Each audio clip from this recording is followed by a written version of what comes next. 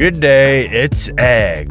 In this video, we'll be taking a look at the real grade Sazabi, a model kit released by Bandai in 2018. This famed mobile suit has a reputation as spotless as a freshly kaboomed bathtub. But what if I told you it's not all it's cracked up to be? You'd tell me to stop building fake suspense and get on with it. So let's do that. The Sazabi is a vision of real grade luxury. As soon as you see the big box, you know you're in for a treat, and this model truly took the line to new heights. It feels like a master grade level build within the context of a 1/144 scale kit. Real grade kits used to have the much dreaded B-runner full of pre-built inner frame pieces, but the Sazabi has minimal parts on this runner, most prominently for the waist. Otherwise, its inner frame comes together through multiple detailed pieces. You get a fun creative build out of this model that's almost completely enjoyable beginning to end. I say almost because there are the tedious Suomalainen funnels. This is about as fun as boiling your coffee maker, which is to say it'll take some time, but the end result is nice. You might find it car pitch to get your nippers in to snip around some of these parts, but at least you don't have to cut each of the tubes out for the hips. The funnel packs do have a nasty seam line. Just kidding, they open up. Oh wait, not that much. You'll need to find some separate effect pieces for this. You know, the 2007 Jägerdoga high grade included them in the box, but okay then. One area to watch out for is the head, which has a microscopic connector for the top of the face. If you lose this, you might as well pack it up or glue it up. Another questionable area is the stickers, which are too big and spill off many of the surfaces. You can trim the excess off or just get water slides, but it's very disappointing that this kit is so amazing, but the stickers are just too big. I also want to note that I got through this whole build without cracking any pieces of panel liner. See how clean everything is? Whoa, don't look there, come on. A matte top coat is almost required to complete the Sazabi. I initially began filming this video before I top coated it, but the plastic shine just looked like ass. After a couple layers of my much beloved smooth clear spray, this kit was ready for the catwalk.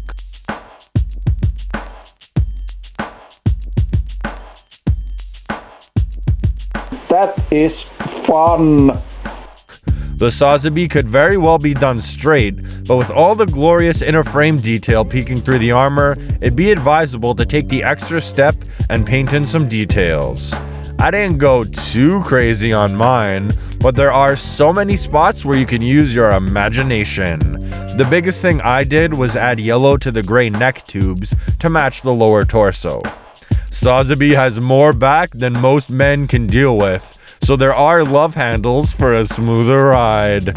Yeah, there are plenty of opening armor pieces on this kit, just to take things a step beyond the average everyday gunpla. I really dislike the skirt connection though. The hooks face up, so the skirts slot downward, which makes them come off really easily when attempting to move them around. In fact, Sazabi is a little bit of a messy kit to try and pose with everything it has going on.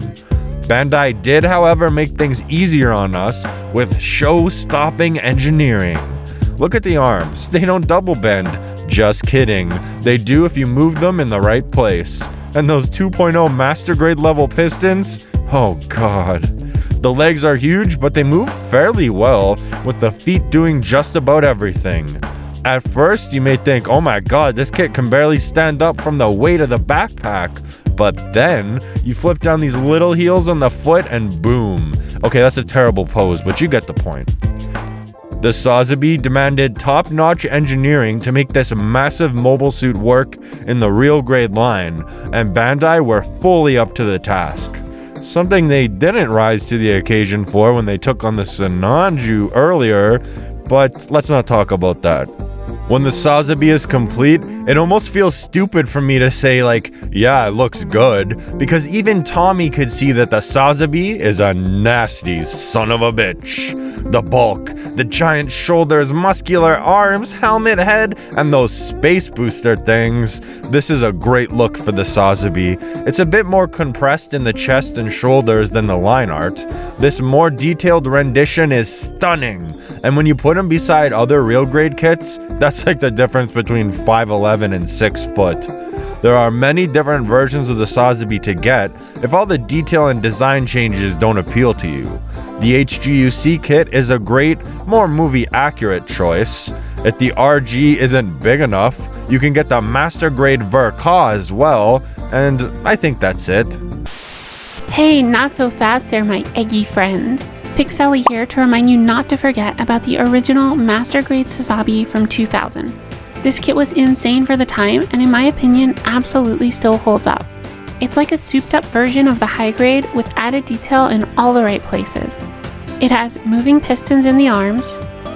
It has a cool cockpit opening gimmick in the head. The beam rifle even has a cool loading mechanism. And of course, the funnels come out of the backpack and can be fully opened for your viewing pleasure.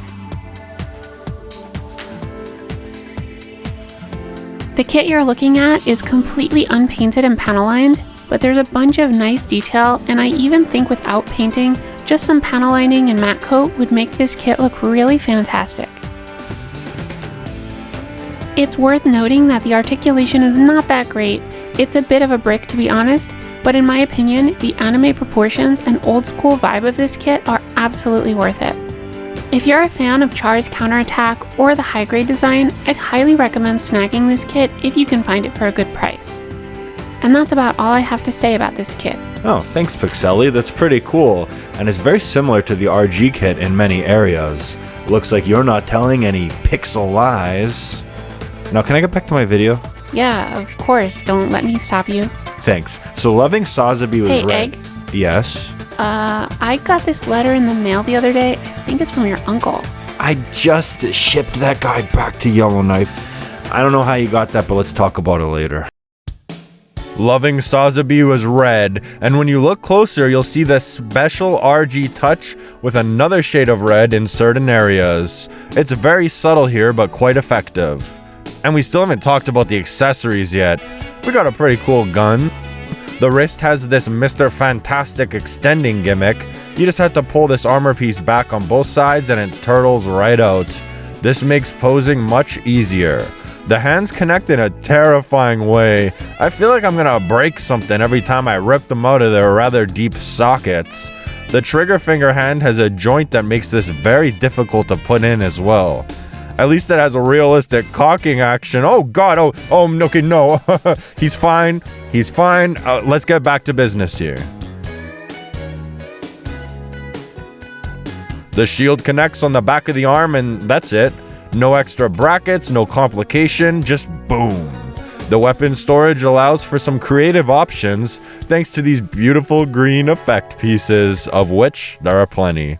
And yeah, we got beam sabers. They don't come out of the hands like in the movie, but there is a dummy piece here to give you the illusion. The effect pieces really let you go to crazy town and come up with different configurations to enhance your poses. We have the super beam saber and all this stuff, man. This is just cool. Peter Criss, the original drummer from Kiss, wrote about his schlong in his autobiography Makeup to Breakup, calling it the spoiler because it was so large that it spoiled all the girls backstage, surely making them go home to their partners thinking, damn. So you might be thinking, why Eggk? Why are you traumatizing your entire audience like this? Because, like Peter Criss's dong, Sazabi is the spoiler. If this was the first real grade kit you built, you might go to something like the original RX-78 or the full burner and think they're terrible in comparison. Even I couldn't help but look at the Sinanju in a more negative light after building the Sazabi, comparing the amount of effort Bandai put into this model versus the Sinanju with its recycled inner frame and stability issues. Sazabi just spoils you with some princess treatment. Although I had a few small issues with posing the kit, once I'm done with this video, it's just staying on the shelf where I'll look at it and think, well, that's pretty cool. Even when it comes to handling the kit, it doesn't rank too bad on the Egg ease of messing around with scale, the EOMAS. It really excels in its weight class. I love the real grade line, and I'm happy I built the Sazabi now after doing so many older kits. It gives me a great appreciation for the model and how far the line has come from its ambitious beginnings. So have fun meeting the Sazabi in the ladies' room, but don't turn away from earlier entries in the line just because of early real grade syndrome or hand grenades. Just build the models you think look cool and have fun doing them. That's all I have to say in this video. I'll see you next time for something. Until then, bye bye.